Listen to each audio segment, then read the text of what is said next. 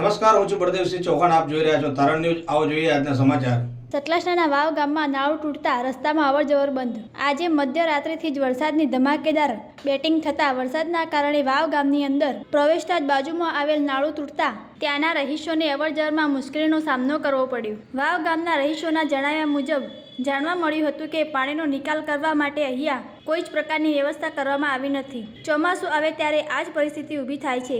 પહેલા રોડની સાઈડમાંથી પાણી નીકળી જતું હતું, પરંતુ ત્યાં જ કોઈ ફેક્ટરી બનાવવામાં આવી હતી, જેના પુરાણ કરી અને બાંધકામો ઊંચું લેવાથી ત્યાં જતું પાણી રોકાઈ ગયું હતું અને આ પાણી રહીશોના મકાન આગળ ભરાઈ જતા ત્યાંના રહીશો આજે મધ્યરાત્રિએ જાગી અને જોઈ રહ્યા હતા કે ક્યાંક આ પાણી અમારા ઘરમાં ના ઘૂસી જાય. તેના રહીશોએ આજે મીડિયા બોલાવી સમગ્ર ઘટનાની તારણ ન્યૂઝ સામે રજૂઆત કરી હતી. ક્યાં સુધી આવી પરિસ્થિતિનો સામનો કરવો પડશે?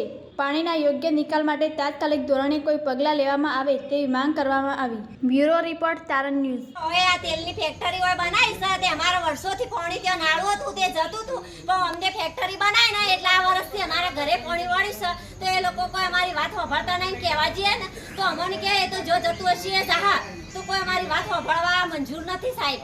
તો અમારા આનો શું રસ્તો કાઢવો સાહેબ?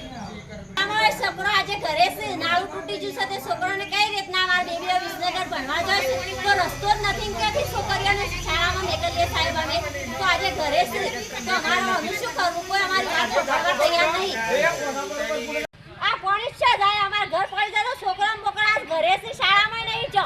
વિધવા બાઈ છું, મારા ઘરવાળા વાત થઈ ગયા છે. મારો છોકરો 24 કલાક ગેટ કામમાં નોકરી કરે છે અને આગળનું નાળું લોક કરી કાઢી છે પૈસા ભીખાઈ અને મહિન્દ્ર શેલાઈ એટલે મારા ઘેર બધું પાણી વાળી છે. મારું ઘર પડી જાય શું કરવાનું મારે?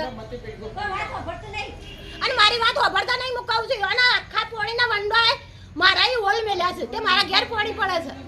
આખો પત્ર નોખ્યો એ આખા ધાબાનું બધું પાણી મારા ઘેર પડે છે. અહીંયા સાહેબ જે વોલ છે એ પૂરી દેવામાં આવે છે, એના કારણે પાણી જતું નહીં, એના કારણે આ રોડ તૂટી ગયો છે.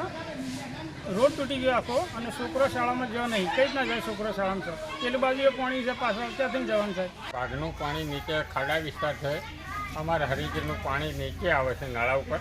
નાળું નીચું છે અને આખું નાળું અને રોડ બધું તૂટી એની નીચે આવી છે. આવવા જવાનો રસ્તો બંધ. મેન આવરો છે સાહેબ, એ આવરો માટે ગેટ મૂકેલા નથી એટલે પાણી આ બાજુ વળી જાય. એટલે દિવાલ અને કોટ બધું જાય એવી શક્યતા છે, તો તાત્કાલિક એનો પગલો લેવો.